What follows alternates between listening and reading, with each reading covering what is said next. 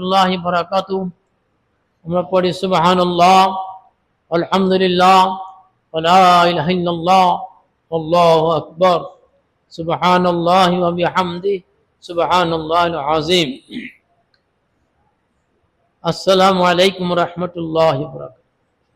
আল্লাহ রাব্বুল আলামিনের শাহী দরবারে কোটি কোটি বার হামদ এবং সানা, অগণিত প্রশংসা, কোটি কোটি বার সালাত এবং সালাম সৈয়দুনা ওয়া সৈয়দুল আম্বিয়া ওয়াল মুরসালিন হযরত মুহাম্মদ মুস্তাফা সাল্লাল্লাহু আলাইহি ওয়াসাল্লাম, আহলে বাইত, আজওয়াজ মুতাহহারাত, সমস্ত সাহাবা, তাবেঈন, তাবেঈন ওয়া মুস্তাহিদিন, মুতাকাদ্দিমিন, মুতাআখিরিন, হযরত আদম শত নবী রাসূল, ওলি, আব্দুল গাউস, কুতুব, হাজী, গাজী, মা বাপ, যত আত্মীয় স্বজন, পীর মুর্শিদ এবং সমস্ত মুসলিম উম্মার উপরে বর্ষিত হোক, আমরা বলি আল্লাহুম্মা আমিন। হিজরি বছর 12 মাস, ইসনা আশারা, সাহারা, কোরআন মজিদ আল্লাহ তাআলা ঘোষণা দিয়েছে 12টা মাস। বাংলা বর্ষ হিসেবেও 12টা মাস, ইংরেজি বর্ষ হিসেবে এবং আরবি বর্ষ হিসেবে। হিজরি বছরের শেষ মাসের নাম হলো যুলহিজ্জা, হজের মাস। ত্যাগ, তিতিক্ষা, কুরবানি, জীবনকে বিসর্জন দেওয়া, উৎসর্গ করে আল্লাহ এবং আল্লাহ রাসূলের সন্তুষ্টি অর্জন করার জন্যে এই হিজরি মাসটা আমাদের চলে গেল ইবাদতের মাধ্যমে। কুরবানি, সালাত, সালাম, জিকির, আজকার, নামাজ ইত্যাদির মাধ্যমে এই বছরটাকে বিদায় দেওয়া হলো।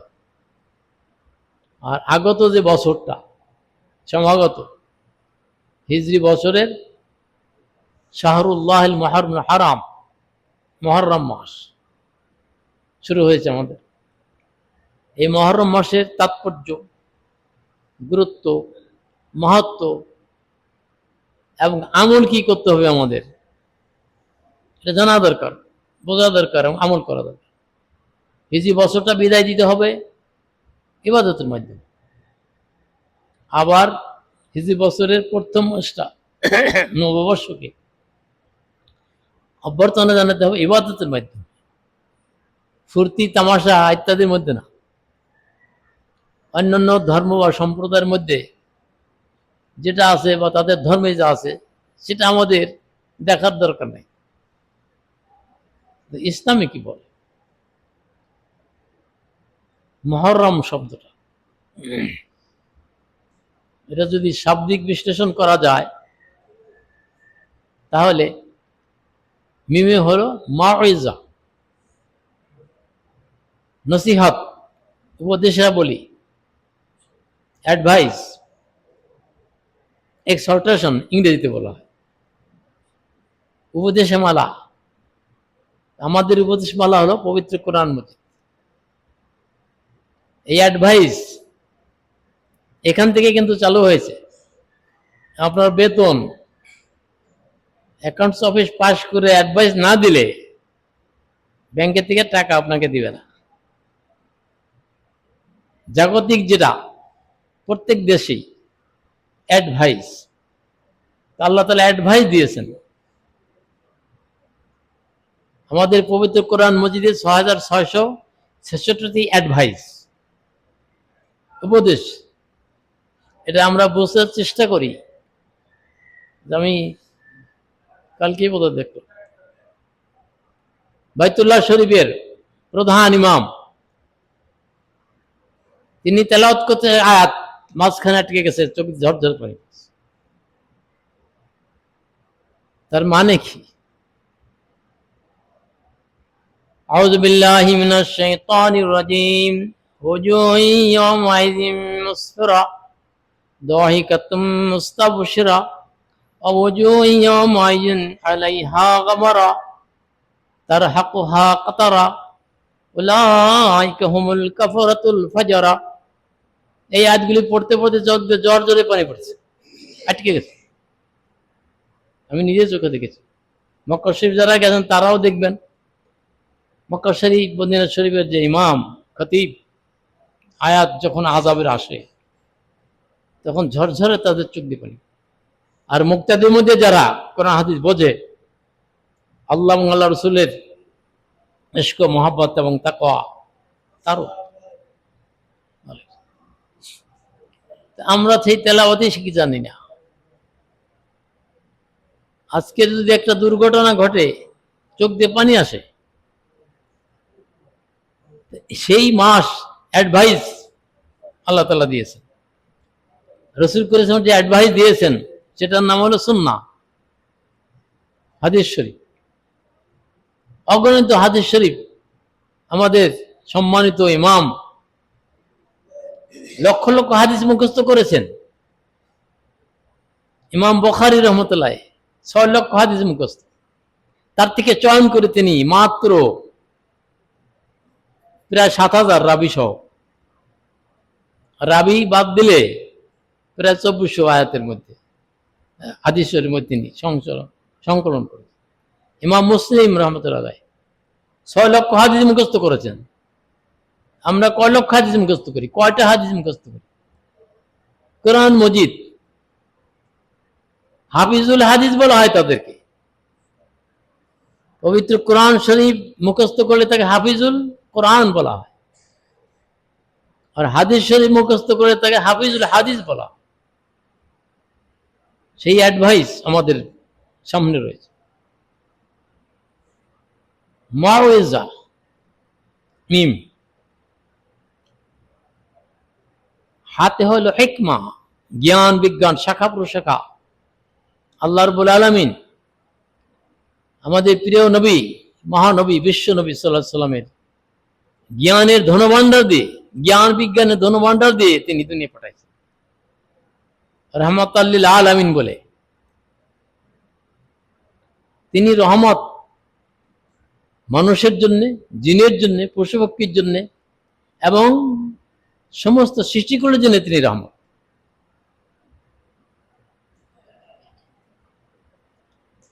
আর রাতে হলো রাহমা, দুইটা রা এখানে তাজদীদ দেয়া, দুইটা রা, রাহমা আর একটা হলো রিফাত, স্নেহ মমতা, দয়া। আল্লাহ তাআলা কত যে দয়াশীল চিন্তার বাইরে। তিনি রহমান রাহিম ঘোষণা করেছেন বারবার কোরআন মজিদে। সে রহমানকে আমাদের চিনতে হবে, রাহিমকে চিনতে হবে। আমরা পিতামাতাকে চিনি, সন্তানাদিকে চিনি, বন্ধুকে চিনি, ঘর বাড়ি চিনি, সবকিছু চিনি, কিন্তু আল্লাহকে চিনতে পারছি না।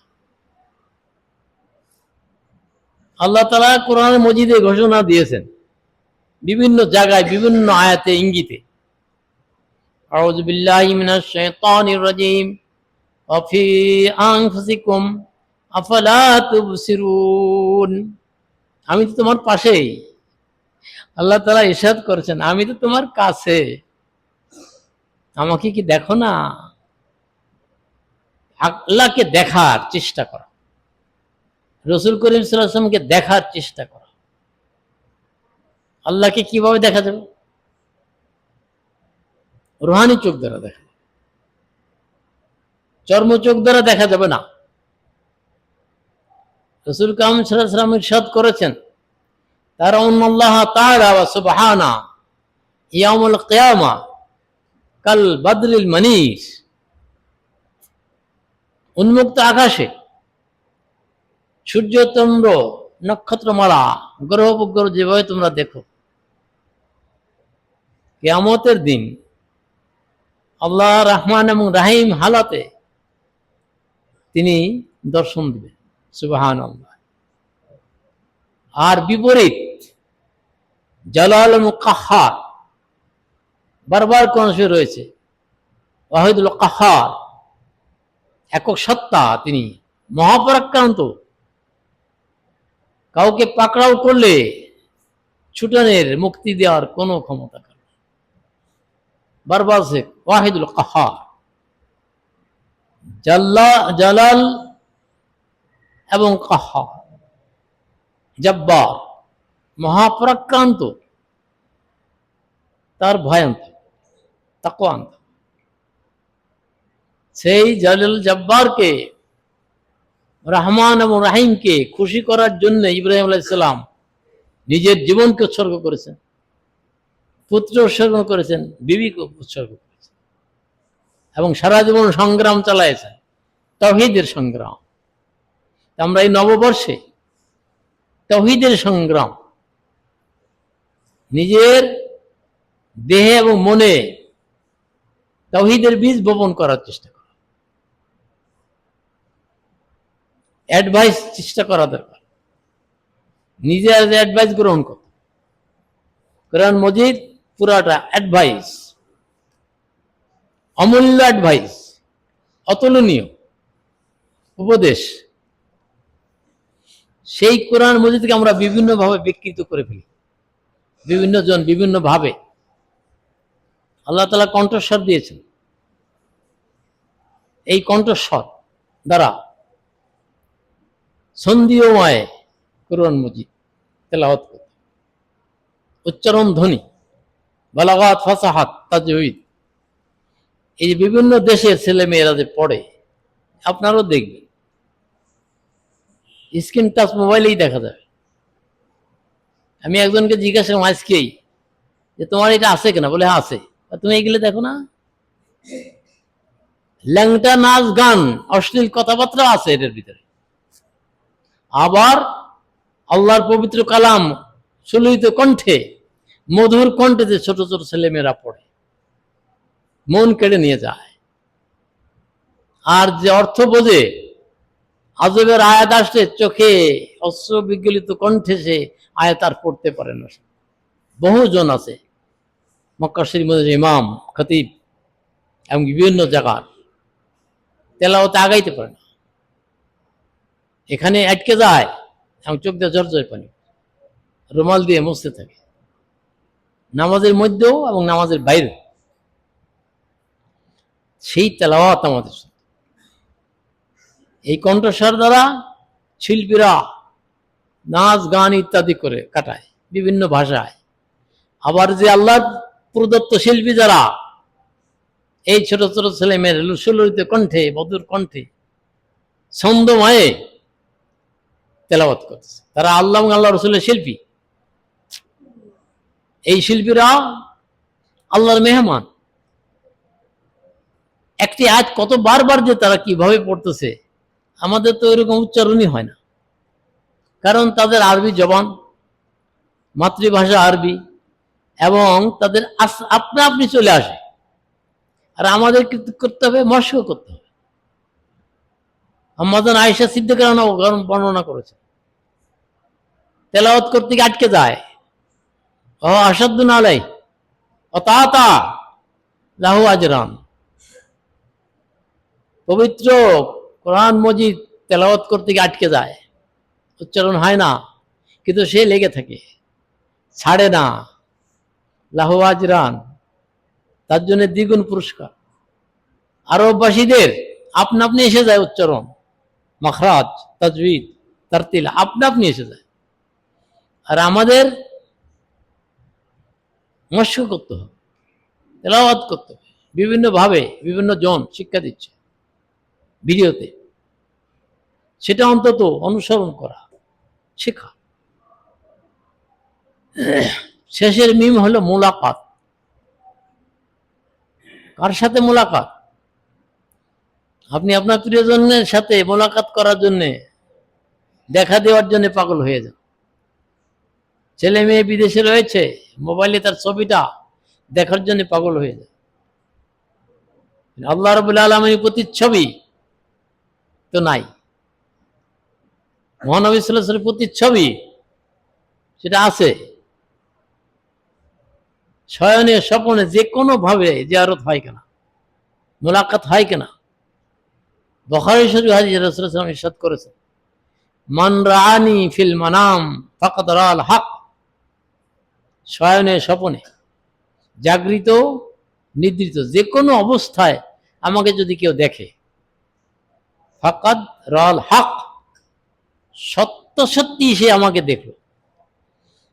কেননা ফাইন্না শায়তানা লা ইয়াতামাসসালু ফি সূরাতি, শয়তান আমার আকৃতি প্রকৃতি আমার অবয়ব ধারণ করতে পারে না। এটা আমরা চেষ্টা করি। রাসূলের মুলাকাত, আল্লাহর ওলিদের মুলাকাত, গাউস কুতুব আবদাল মুলাকাত, এমনকি পিতা মাতার মুলাকাত, যারা কবরে শুয়ে আছেন তাদের চেহারা তো আমরা দেখি না, কি অবস্থায় আছে আলামুল বারজাখে, অসহায়। যদি কোনো ছেলে মেয়ে তার জন্য দোয়া করে, ওই সন্তানের দোয়া কবুল করে। মহানবী সাল্লাল্লাহু আলাইহি ওয়াসাল্লাম ইরশাদ করেছেন, ইযা মাতাল ইনসান ইনকাতা আনহু আমালু ইল্লা মিন সালাসা, ইল্লা মিন সাদাকাতিন জারিয়া আও ইলমিন ইউনতাফাউ বিহি আও ওয়ালাদিন সালিহ, রাওয়াহুল মুসলিম।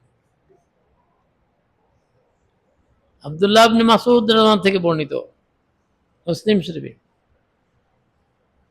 রাসূল পাক সাল্লাল্লাহু আলাইহি ওয়াসাল্লাম ইরশাদ করেছেন, মানুষ যখন মৃত্যু বরণ করে, আমরা দেখি আমাদের সামনে অল্প বয়স চলে যাচ্ছে, এই যে প্রত্যেক দিনই চলে যাচ্ছে। আমারও তো একদিন আসবে, আমারও একদিন তো ওই কার্ডটা আসবে, মৃত্যুর যে কার্ড, উইদাউট নোটিস, নোটিস ছাড়া আসবে। সেই পরিস্থিতি আমি নিচ্ছি কিনা? আমরা অনেকেই দিন গুনছি যে আরে বড় বয়সী হোক, তারপরে ইবাদত করব, সময়ই পাই না। 5 ওয়াক্ত ফজরের নামাজ জামাতের সাথে পড়া পুরুষদের জন্য ওয়াজিব, আর মা বোনদের জন্য ওয়াজিব না। যদি শরীক হয়, যেমন মক্কা শরীফ মন্দির শরীফে দেখছেন আপনারা, এখনো দেখেন লক্ষ লক্ষ মা বোনেরা বাচ্চা কোলে খায় নিয়ে পাপ করতেছে, জামাতের নামাজও পড়তেছে। আমরা তো তা করি না। আমরা মা বোনদের লাগাই দিচ্ছি পাক শাক করো, খালি খালি পাক শাক করো, আর কিছু দরকার নেই। অনেক মা বোনেরা বলছেন যে তো যাবার সময় পাই না, নামাজ পড়ার সময় পাই না। ওই পাক শাকের ভিতর দিয়েই করতে হবে, এটা ফরজ। কই আমরা আল্লাহকে ভালোবাসি, আল্লাহ রসুলকে ভালোবাসি, জামাতে কয়জন আসি? ফজরে তো 2-1 ইমাম সাহেব আর 2-1। সেদিন বৃষ্টির দিনে মাত্র 3 জন। এই তো অবস্থা। আমরা আল্লাহকে কিভাবে ভালোবাসি, আল্লাহ রসুলকে কিভাবে ভালোবাসি? বৃষ্টি বাদলের জন্য আসতে পারলে না, সেটা আল্লাহ মাফ করবে। কিন্তু যখন বৃষ্টি বাদল না থাকে এবং শরীর সুস্থ থাকে, তখন আসতে হবে। আল্লাহর মুলাকাত মুহররম, এটার নাম আল্লাহ তাআলা রাসূল করিম সাল্লাল্লাহু আলাইহি ওয়াসাল্লাম শাহরুল্লাহ, আল্লাহর মাস। আল্লাহর মাস তো সবই, 12টা মাস তো অন্য কারো না, আল্লাহরই। কিন্তু তারপরে এটার নাম কেন শাহরুল্লাহ বলা হয়? বাইতুল্লাহ শরীফ, আল্লাহর তো সমস্ত ঘর, কিন্তু তারপরেও খানায়ে কাবাকে বাইতুল্লাহ বলে ঘোষণা করেছে বারবার কোরআন মাজিদে। মসজিদুল হারাম, তার চতুর্পাশে যে মসজিদগুলি, সেটাকে মসজিদুল হারাম। সেই যে গুরুত্ব তাৎপর্য আলাদা, বাইতুল্লাহ শরীফের গুরুত্ব তাৎপর্য আলাদা। আল্লাহ রাসূল ঘোষণা করেছেন 1 রাকাত নামাজ পড়লে লক্ষ নামাজের সওয়াব, একটা আয়াত তেলাওয়াত করলে লক্ষ আয়াতের সওয়াব, একটি শব্দ তেলাওয়াত করলে লক্ষ শব্দের সওয়াব, একটি রিয়াল দান করলে, ওখানে তো টাকা পয়সা নেয় না, রিয়াল তাদের মুদ্রা, লক্ষ রিয়ালের সওয়াব পাওয়া। আমরা তা করছি কিনা? ওখানে যারা যাওয়ার সুযোগ আল্লাহ তাআলা দিয়েছেন, দেখছেন কয়টা দেনা দান করে আসছেন। অনেকে তো হজের পরে স্বর্ণ কত ভরি আনা যাবে, মা বোনদের ফ্রি গায়ে দিয়ে নিয়ে আসলো, পরে নিয়ে আসলো। আল্লাহ তাআলা সচক্ষে দেখাইছে। আরে সর্বনাশ, হাত সব জোড়া গেছে, বড় বড়